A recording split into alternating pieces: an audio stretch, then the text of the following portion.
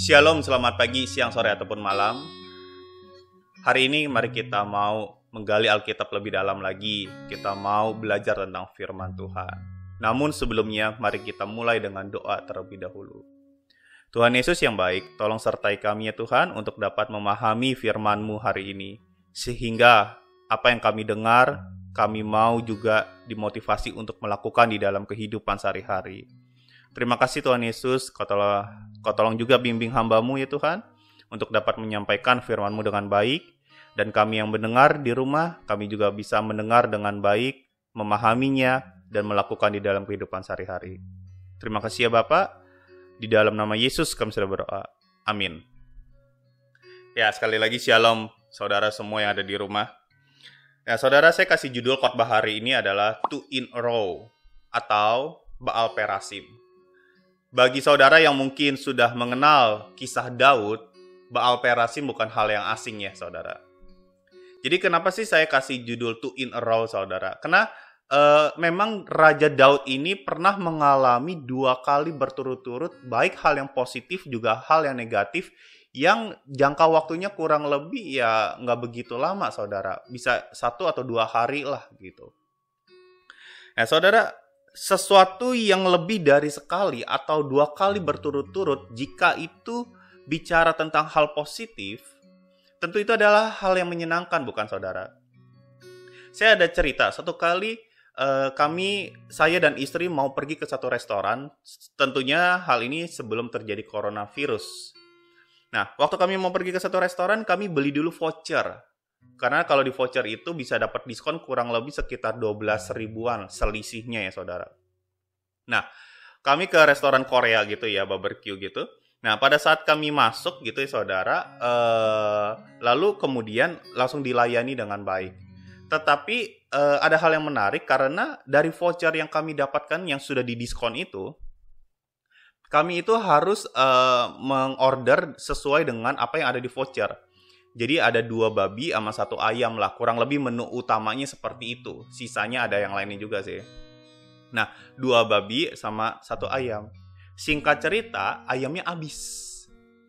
Nah, orangnya bilang mau tunggu nggak sambil di marinate, direndam dulu. Cuman saya pikir kan marinate lama ya saudara ya gitu. Tapi singkat cerita, tiba-tiba manajernya datang saudara. Dia bilang gini, maaf ayamnya kayaknya bakal lama. Mau nggak diganti dengan babi? Jadi bisa dibilang, saya dapat 3 babi. Ya saya mah lebih seneng gitu kan ya saudara. Dilihat dari sisi harga pun juga lebih mahal babi kalau di restoran tersebut saudara. Nah jadi di sini saya merasa ada keuntungan 2 kali berturut-turut. Pertama udah diskon, yang kedua saya dapat menu yang lebih baik saudara. Nah, 2 hal yang berturut-turut, jika itu adalah hal yang positif, tentu hal yang menyenangkan. Saya dan istri dulu ya, kalau masih pacaran, senang sekali kita memakai kata two in a row kalau kita lagi mau nonton film di bioskop sampai 2 kali. Karena tipe film yang saya tonton dengan tipe yang genrenya si istri saya itu berbeda sekali gitu saudara. Saya demen action gitu, kalau istri saya demennya film Disney gitulah, kartun. Nah itu saya kurang suka, bukannya nggak suka banget sih, tapi kurang suka aja gitu. Nah saudara, jadi jika kita melakukan hal yang menyenangkan atau mendapat berkat 2 kali berturut-turut, itu tentu adalah hal yang bikin kita pengen lagi gitu kan ya saudara. Duh kalau bisa Maya dapat berkat berturut-turut gitu kan ya, 2 in a row gitu kan. Nah tapi permasalahannya bagaimana jika hal itu adalah hal-hal yang tidak menyenangkan seperti yang dialami oleh Raja Daud ini saudara. Nah mari kita lihat di dalam 2 Samuel 5. Saudara bisa buka dulu ya, 2 Samuel 5 ayat yang ke-17 dan 22. Ketika didengar orang Filistin bahwa Daud telah diurapi menjadi raja atas Israel, maka majulah semua orang Filistin untuk menangkap Daud. Ayat 22, ketika orang Filistin maju sekali lagi dan memencar di lembah Refaim. Jadi dalam waktu yang kurang lebih berapa jam bedanya saudara, Daud itu diserang sama Filistin sampai 2 kali, saudara. Bayangin. Tentu itu adalah hal yang tidak menyenangkan. Kenapa? Karena seharusnya posisi Daud di dalam ayat ini, dia sudah dilantik menjadi raja. Kalau lagi dilantik menjadi raja, berarti apa, saudara? Harusnya lagi bikin pesta. Itu adalah hal yang menyenangkan bagi Daud seharusnya. Wah, jadi raja, pesta, makan-makan semuanya dan lain sebagainya gitu kan ya. Tapi di sini justru dia malah diserang sama musuh, saudara. Pernah nggak kita semua mengalami kejadian seperti ini ya? Harusnya terjadi suatu hal yang menyenangkan, tetapi malah hal yang tidak menyenangkan, yang tidak diundang, itu ya, masalah kehidupan itu malah datang ke dalam hidup kita, saudara. Tapi coba kita perhatikan dari seluruh cerita Daud ini. Apa yang dilakukan Daud di saat masalah besar itu terjadi, saudara? Di 2 Samuel 5 ayat 17 sampai yang ke-25. Kita akan baca terlebih dahulu ya, saudara, untuk memahami dari keseluruhan cerita ini. Ketika didengar orang Filistin bahwa Daud telah diurapi menjadi raja atas Israel, maka majulah semua orang Filistin untuk menangkap Daud. Tetapi Daud mendengar hal itu, lalu ia pergi ke kubu pertahanan. Ketika orang Filistin itu datang dan memencar di lembah Refaim, bertanyalah Daud kepada Tuhan, apakah aku harus maju melawan orang Filistin itu? Akan kau serahkankah mereka dalam tanganku? Tuhan jawab Daud, maju, sebab aku pasti akan menyerahkan orang Filistin itu ke dalam tanganmu. Lalu datanglah Daud di Baal Perasim dan memukul mereka kalah di sana. Berkatalah ia, Tuhan telah menerobos musuhku di depanku seperti air menerobos. Sebab itu orang menamakan tempat itu Baal Perasim. Nah, itulah saudara kenapa disebutnya Baal Perasim ya. Orang Filistin itu meninggalkan berhalanya di sana. Lalu kemudian Daud dan orang-orangnya mengangkatnya. Ketika orang Filistin maju sekali lagi dan memencar di lembah Refaim, jadi sekali lagi diserang ya saudara, maka bertanyalah Daud kepada Tuhan. Daud nanya lagi sama Tuhan. Dan ia menjawab, janganlah maju. Kali ini jangan maju. Tetapi buatlah gerakan lingkaran sampai ke belakang mereka, sehingga engkau dapat menyerang mereka dari jurusan-jurusan pohon-pohon kertau. Dan bila engkau mendengar bunyi derap langkah di puncak pohon kertau itu, maka haruslah engkau bertindak cepat. Sebab pada waktu itu Tuhan telah keluar berperang di depanmu untuk memukul kalah tentara orang Filistin. Dan Daud berbuat demikian. Seperti yang diperintahkan Tuhan kepadanya, maka ia memukul kalah orang Filistin, mulai dari Geba sampai dekat Gezer. Banyak sekali kisah Daud, saudara, yang bisa diangkat ya. Tapi kisah ini sungguh menarik, saudara, untuk dibahas. Jadi, di ayat 9 dan 10, saudara, Daud itu menetap di kubu pertahanan. Kita ini baca ayat sebelumnya, saudara ya. Apa yang dilakukan oleh Daud saat masalah kehidupan yang terjadi. Sebelum saya membahas lebih dalam, kita balik ke ayat 9 dan 10, tadi belum dibaca. Ayat 9 dan 10-nya. Dan Daud menetap di kubu pertahanan itu dan menamainya kota Daud. Dia memperkuatnya sekelilingnya mulai dari Milo ke bagian dalam. Lalu makin lama makin besarlah kuasa Daud sebab Tuhan Allah semesta alam menyertainya. Saudara, Daud pernah membuat benteng terlebih dahulu sebelum diserang oleh orang Filistin ini. Di ayat 9 dan 10 itu dibuktikan, saudara. Nah, waktu dia buat benteng, itu bukti apa? Daud sedang mau memperkuat sekelilingnya. Daud tuh mau pertahanan itu kuat sehingga tidak mudah diserang oleh musuh, saudara. Jadi dia membuat tembok yang kokoh dan begitu besar. Dia buat benteng, saudara. Daud menggunakan apa? Kekuatannya, pikirannya, idenya, saudara. Untuk supaya tidak mudah dia tumbang jika ada musuh menyerang, saudara. Tetapi kalau dari ayat 9 dan 10, kalau kita mau baca dengan teliti, saudara, sebenarnya yang memperkuat benteng itu bukan ide dari Daudnya doang, tetapi adalah Tuhan yang menyertai Daud, saudara. Kalau kita ngomong Tuhan menyertai Daud ya, Tuhan dari dulu memang menyertai Daud, saudara. Dari dia diurapi oleh Nabi Samuel, pertama kali saudara waktu itu dikatakan dia mau jadi raja, padahal ya ujung-ujungnya dia tetap harus jadi gembala lagi gitu, saudara. Dia itu sudah disertai oleh Tuhan sejak saat itu, saudara. Nah, dia disertai oleh Tuhan, dia berkenan di mata Tuhan, lalu kemudian waktu dia melawan Goliat, saudara ingat? Dia datang betul dengan kekuatannya, saudara, dengan keahliannya, dengan kemampuannya, dan akhirnya bisa mengalahkan Goliat. Tetapi di dalam kisah 1 Samuel itu, saudara, antara 1 Samuel 16 atau 17, maafkan kalau saya salah. Waktu Daud mengalahkan Goliat, saudara, jelas sekali Daud itu mengandalkan Tuhan, makanya dibilang Tuhan menyertai Daud.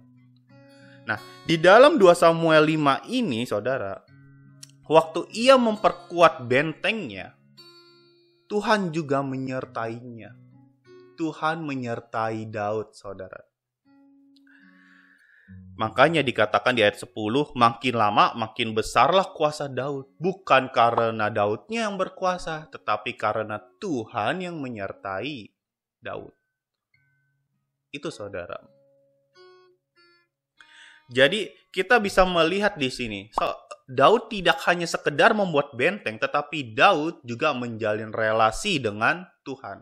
Hal itu dapat dibuktikan dari apa? Dari penyertaan Tuhan, dari pemeliharaan Tuhan terhadap Daud. Sehingga benteng itu makin kokoh, lalu kemudian kuasa Daud makin besar. Itu karena Tuhan. Karena Tuhan, saudara. Betul, Daud sebagai manusia ada usaha. Tetapi tanpa penyertaan Tuhan, dia bukan siapa-siapa, saudara. Jadi waktu itu, saudara, benteng itu diperkuat dengan kehadiran Tuhan. Makanya disebut dengan stronghold. Benteng yang kuat juga ya, saudara. Jadi Daud pergi ke kubu pertahanan, ke stronghold di saat dia diserang oleh orang-orang Filistin. Saat masalah terjadi dalam kehidupan saudara, saudara pergi kemana? Apa yang saudara lakukan? Hal pertama, apa yang saudara lakukan? Mari kita coba introspeksi, saudara, dalam hal ini. Di dalam kehidupan kita, masalah pasti akan selalu ada ya. Nggak akan ada habisnya. Apalagi dalam situasi seperti ini ya, gitu, saudara.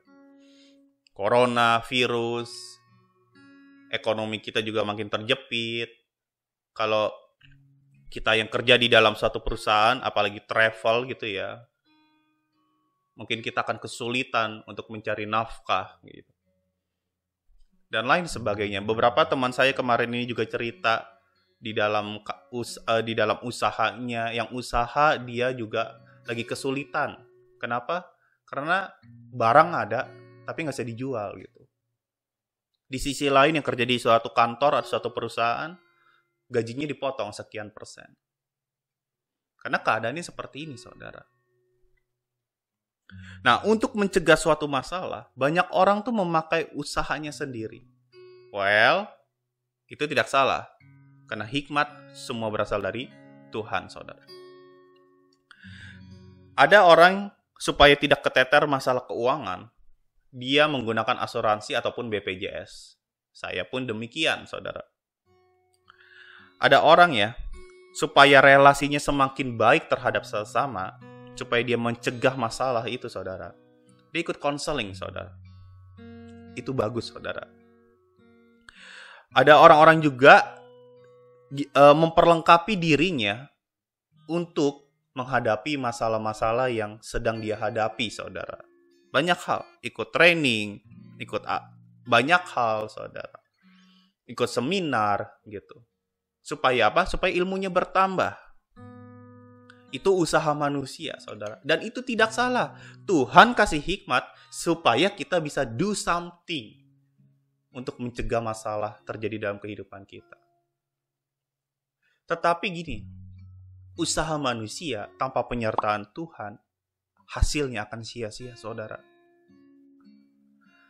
Kalau ada masalah, mungkin kita buru-buru cari koneksi gitu ya. Tolong dong gini gitu. Gue butuh banget nih. Well, itu tidak salah sekali lagi. Tetapi siapa yang kita andalkan? Pikiran kita, usaha kita, orang lain, orang tua kita, teman kita, saudara kita. Siapa yang kita andalkan, saudara? Di situasi seperti ini, saudara, di zaman seperti ini, kita harus semakin dekat dengan Tuhan. Supaya apa? Kalau terjadi sesuatu ataupun tidak terjadi sesuatu di dalam kehidupan kita, ada masalah ataupun tidak ada masalah, seharusnya kita melekat dengan Tuhan. Sehingga kita selalu mengandalkan Tuhan. Bukan hanya waktu lagi susah, saudara. Juga lagi senang, kita harusnya mengandalkan Tuhan. Waktu kita mau ambil keputusan, kita andalkan Tuhan. Sehingga Tuhan memberikan pilihan yang terbaik. Dan di kitab Yesaya 55 juga dikatakan, tidak hanya Tuhan memberikan hal yang terbaik dalam kehidupan kita, tetapi Tuhan juga memberi kita kesempatan untuk menikmati pilihan yang terbaik itu. Itu kalau kita dengerin Tuhan ya, saudara. Jadi maksud saya adalah, kita perlu campur tangan Tuhan di dalam kehidupan kita. Sehingga kita punya stronghold. Kita punya tempat berlindung. Stronghold di dalam ayat ini, dalam kisah Daud, saudara, saya ilustrasikan sebagai suatu tempat yang kokoh. Tembok, saudara, yang tidak mudah hancur. Kalau kita mau baca dengan teliti dalam ayat ini, kemenangan Daud didapat bukan saat dia di medan perang, saudara. Tetapi waktu dia berada di dalam stronghold. Bukan di battlefield. Bukan di situ. Tetapi kemenangan Daud didapatkan waktu dia stay di stronghold. Kenapa? Karena di situ Daud mengandalkan Tuhan. Dan Tuhan pun menolong Daud, saudara. Di ayat 19 dan 20 dikatakan gini, 2 Samuel 5 ya. Bertanyalah Daud kepada Tuhan, apakah aku harus maju melawan orang Filistin itu? Jadi dia nanya Tuhan dulu, saudara. Akan kau serahkankah mereka ke dalam tanganku? Tuhan jawab Daud di sini, maju, aku pasti akan menyerahkan orang Filistin itu ke dalam tanganmu. Lalu datanglah Daud di Baal Perasim dan memukul mereka kalah di sana. Berkatalah dia, Tuhan telah menerobos musuhku di depanku seperti air menerobos. Sebab itu orang menamakan tempat itu Baal Perasim. Daud bisa menang, kenapa? Karena dia di stronghold. Daud nanya Tuhan, Daud bersekutu dengan Tuhan. Dia mengandalkan Tuhan, saudara. Tuhan pun menolong setelah itu. Tuhan menerobos seperti air menerobos, di dalam firman Tuhan dikatakan gitu. Baal Perasim. Baal itu master ya, saudara.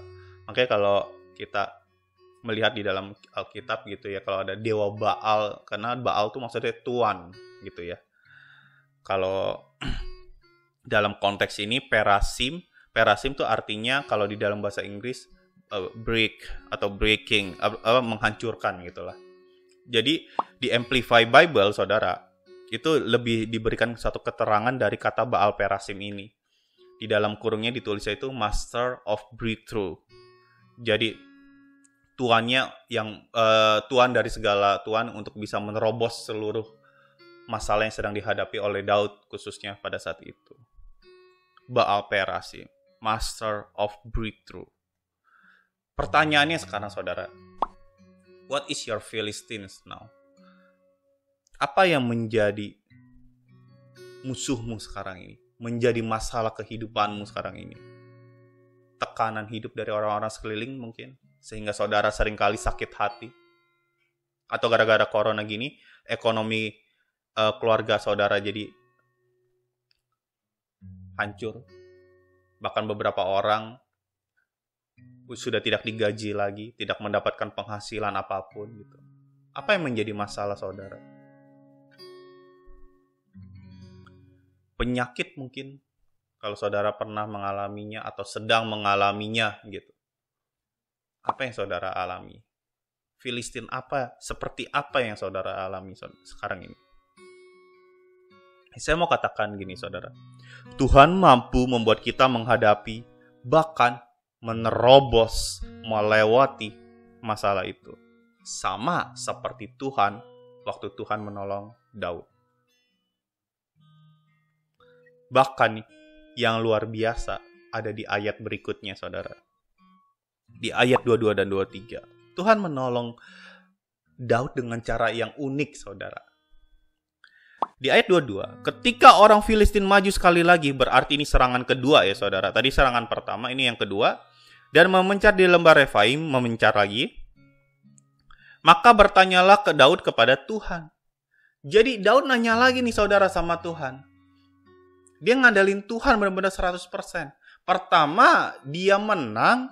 Lalu kemudian dia ngandelin Tuhan. Yang kedua, dia nggak besar kepala saudara. Dia tetap ngandalin Tuhan di situ. Dia tanya lagi. Lalu Tuhan bilang apa? Janganlah maju, tetapi buatlah gerakan lingkaran sampai ke belakang mereka, sehingga engkau dapat menyerang mereka dari jurusan pohon-pohon kertau. Dibuatlah suatu strategi saudara. Jadi saat Filistin menyerang kembali, Daud tetap mengandalkan Tuhan. Dia tidak mengandalkan kekuatan atau kepintarannya sendiri. Karena kan tadi gini, Daud ini baru menang. Mungkin dia bisa aja besar kepala. Gue udah menang. Kalau diserang lagi ya gue pakai cara yang sama dong, kira-kira gitu.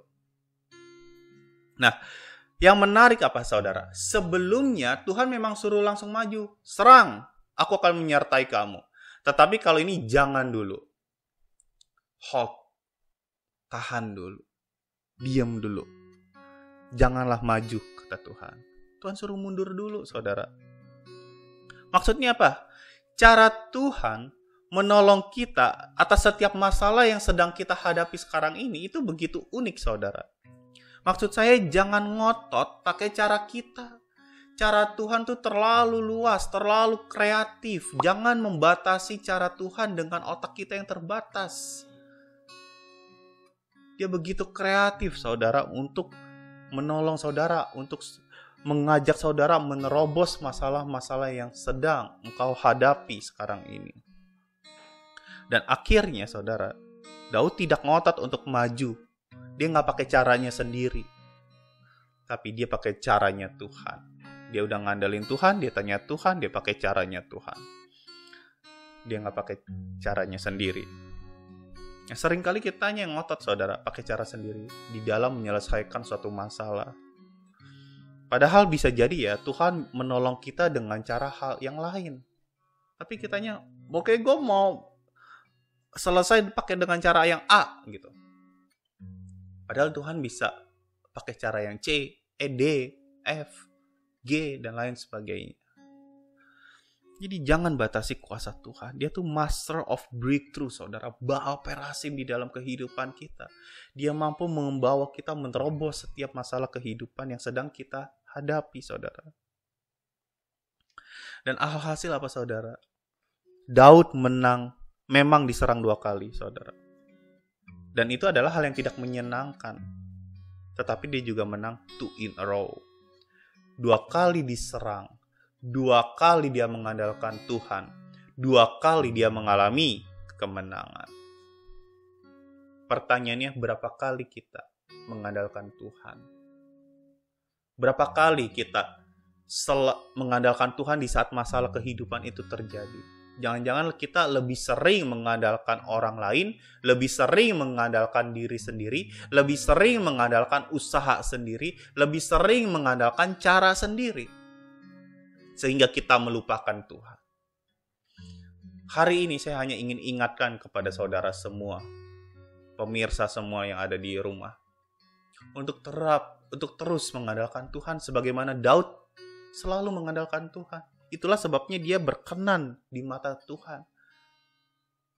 Bahkan saudara, waktu dia pun pernah berdosa, dia pun tetap setelah ditegur oleh Nabi Nathan, setelah kemudian dia langsung bertaubat, saudara. Dia tahu Tuhan gak suka dengan hal yang telah dilakukannya itu.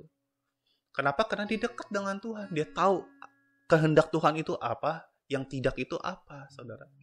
Dia tahu apa yang Tuhan suka dan apa yang Tuhan tidak suka. Kenapa? Karena dia dekat sama Tuhan. Karena dia selalu mengandalkan Tuhan. Saudara, mari kita bangun stronghold di dalam kehidupan kita.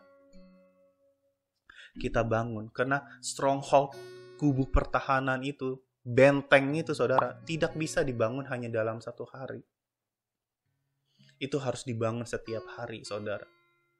Kalau bikin benteng yang kuat, tembok yang kuat, itu harus rutin, saudara. Harus bikin sampai benar-benar selesai, saudara. Jangan asal-asalan waktu bikin. Jangan asal-asalan waktu membangun kerohanian, saudara. Bangun kerohanianmu. Andalkan Tuhan dalam setiap perkara. Amin, saudara. Kiranya firman ini bisa menjadi berkat bagi kita semua, sehingga kita mampu menerobos setiap masalah di dalam kehidupan kita. Bangun hubunganmu dengan Tuhan. Bangun kubu pertahananmu, sehingga engkau bisa bersekutu dengannya kapanpun juga. Dalam waktu yang baik, juga dalam waktu yang tidak baik. Amin, saudara. Tuhan Yesus memberkati. Mari kita berdoa. Tuhan Yesus, terima kasih untuk hari ini. Terima kasih untuk firman-Mu ya Tuhan.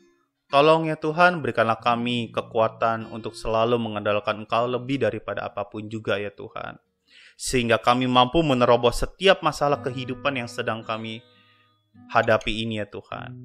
Ampuni kalau selama ini kami tidak mengandalkan Engkau. Ampuni kalau kami selalu mengandalkan dengan cara kami sendiri, pikiran kami sendiri, juga mungkin kami mengandalkan orang lain. Tetapi hari ini, di hari yang baru ini, kami mau ya Tuhan selalu mengandalkan Engkau lebih daripada apapun juga. Nah, kami percaya Engkau Baal Perasim kami.